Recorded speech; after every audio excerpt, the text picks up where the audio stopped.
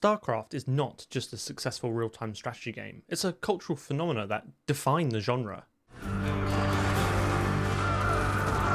Like most companies looking to make money for old rope, Blizzard remastered the game back in 2017.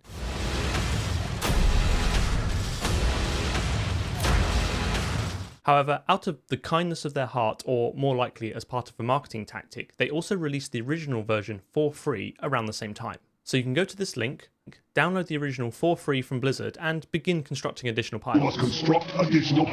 But this got me thinking, is this free version from Blizzard actually the original version, or have they modified it in some way? As these are large games that could take a lifetime to fully reverse engineer, let's keep things focused.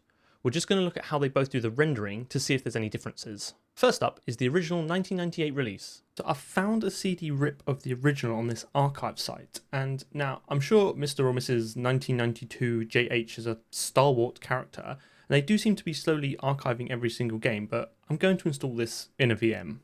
I just need to quickly set up a new VM as I recently tore down all my previous ones.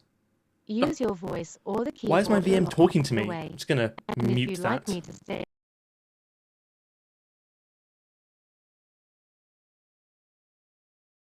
Okay, so let's mount the ISO and install it.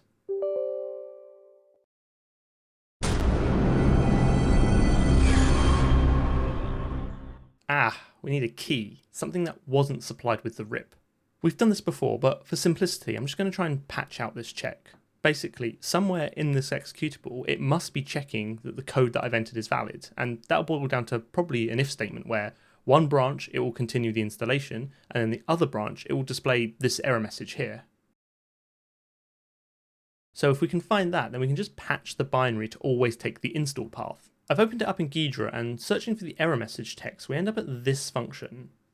It checks various things, like if all the entered characters are numeric, and then returns either 0 or 1, presumably failure or success. However, there's this code at the end that caught my eye. Basically, it calculates some value based on all but the last character, as it loops up to 12 and there's 13 characters, and then compares that to the last character, and then this controls the return value. And if we reach the end of this function without returning early, then this function here displays the error message box. Let's just try something. 1, 2, 4, 5, 6, 7.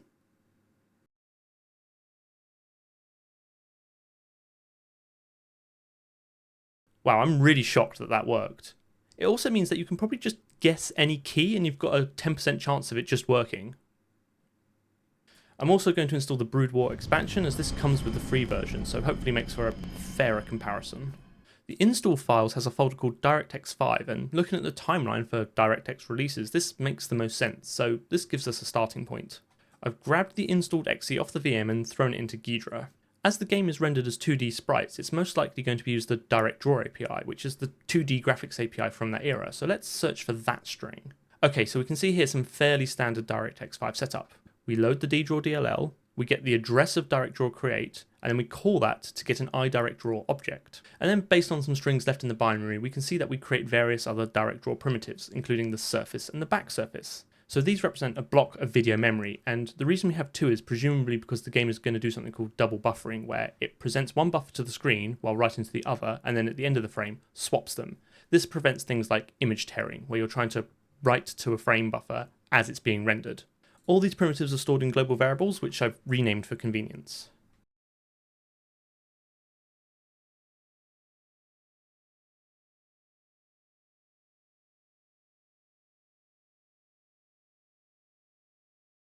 Now, at the end of the initialization function, we get a call to ordinal 351. So an ordinal is just a numeric ID assigned to a function exported from a DLL.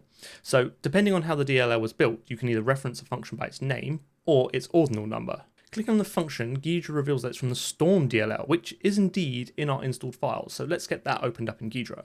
So the ordinal 351 appears to just set its parameters to various global variables. So this is most likely some sort of initialization function. So let's rename all of these to match what we know we pass in from the executable. I'm wondering if Storm was the name of the engine Blizzard made for this game. So I'm searching around for usages of gsurface because ultimately I think that's what the game is going to want to render to. And as far as I'm aware, there's two main ways of doing this. You can lock it, which will give you a pointer to the raw video memory, or you can call blit, which will just copy data to the surface. Of course, the question is, how do we find these functions? All we have is a couple of pointers to some direct draw primitives. But if we look at the imports and strings, there's no mention of lock or blit. Let's take a quick step back to how we found these primitives in the executable. We got lucky that there were some strings telling us what was going on. However, if we didn't have those strings, it would still be possible to figure out what those function calls are doing. Let's look at the start of all this with the call to direct draw create, which gives you a pointer to an iDirectDraw object. This is actually a COM object, which is a Microsoft IPC mechanism, and basically acts very similar to a C++ class with virtual members. On the other end of this pointer is actually another pointer, and that points to an array of function pointers, much like a vtable. And how do we know which functions these point to? Well, if we go digging around the internet, we can find the declaration of these COM classes. They inherit from IUnknown, and these first three members are from that, but everything below is for the class. So back to the original code, if we didn't have this string here saying create palette, we could look at the offset from the dereference pointer from our DirectDraw object. This is saying go through the pointer to the array of function pointers and call the one 0x14 bytes in. 0x14 is 20 in decimal, and if we divide by 4, which is the size of a pointer in a 32-bit application, we get 5, and the entry at index 5 is create palette. We'll have to do this kind of pointer arithmetic a lot, as we won't always get helpful strings telling us what the function is. So let's look at where our gsurface and gDirectDraw are used in storm.dll. I found one usage here which creates another global surface, which means we now have 3, the main and backup one we passed in, and this one created within the library itself. And in fact, it creates another one somewhere else, so we actually have 4 potential surfaces. Ordinal 358 uses offset 0x14 from the surface, which is blit, so this copies the data from one of the surfaces to another. This code here is interesting. It accesses the surfaces like an array. Basically, the globals storing the surface pointers are all next to each other in memory, so the program just treats them like an array, which leads to this delightful *ampersand array index syntax. This might simplify things for us a bit, as hopefully we can just look for references to the first address and find all or most of the call sites for all of the surfaces, as they're being treated like an array indexed off the first element. Ordinal 345 calls offset 0x2c on the surface. This resolves to flip, which is where you swap 2 buffers, i.e. the one you've rendered to the screen. I've noticed a lot of CPP file names and strings, and they all seem to be passed as an argument to Ordinal 401. Given that it has the string smem_alloc and it does a bunch of stuff with critical sections, I'm inclined to think this is an allocator.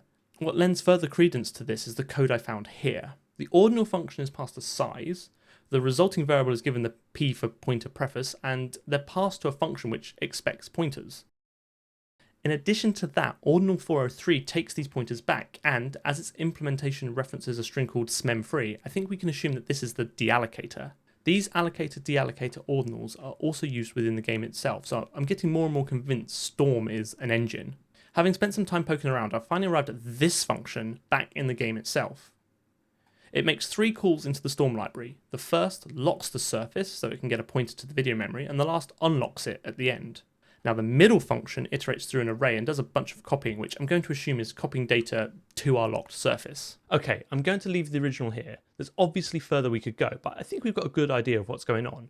It uses direct draw from direct5 to create a double buffered rendering system, and then loops through a collection of entities and copies those into the surface.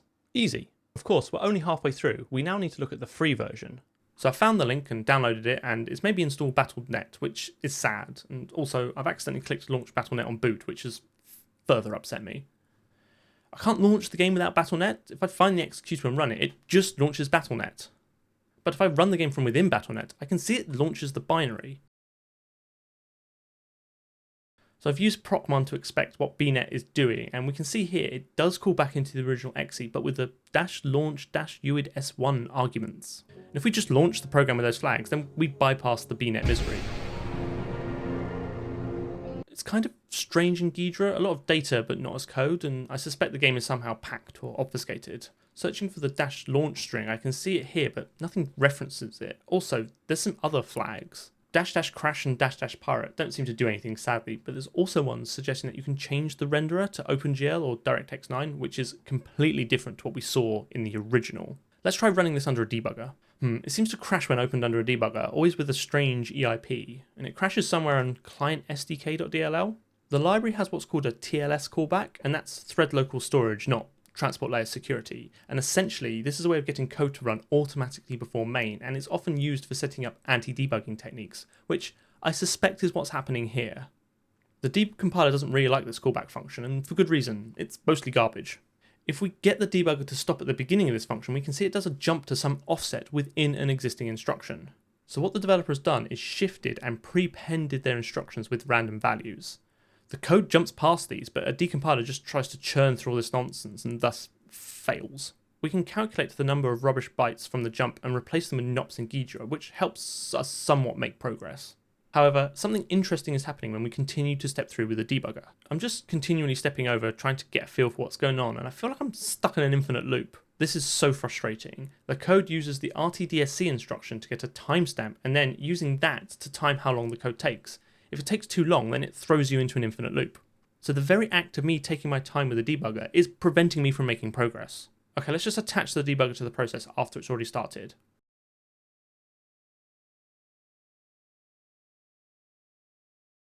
Wow, that instantly killed the game. Okay, I'm going to stop going down this route here.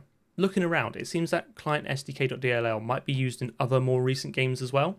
Making videos on the inner workings of old games is one thing, however, showing how to bypass anti-debug and presumably anti-cheat mechanisms in current games is not really what I'm about. I'm also up against a very smart team at Blizzard with decades of experience, so there's no guarantee I could actually get any further anyway. However, just because the debugger is dead doesn't mean I don't have a few more tricks up my sleeve.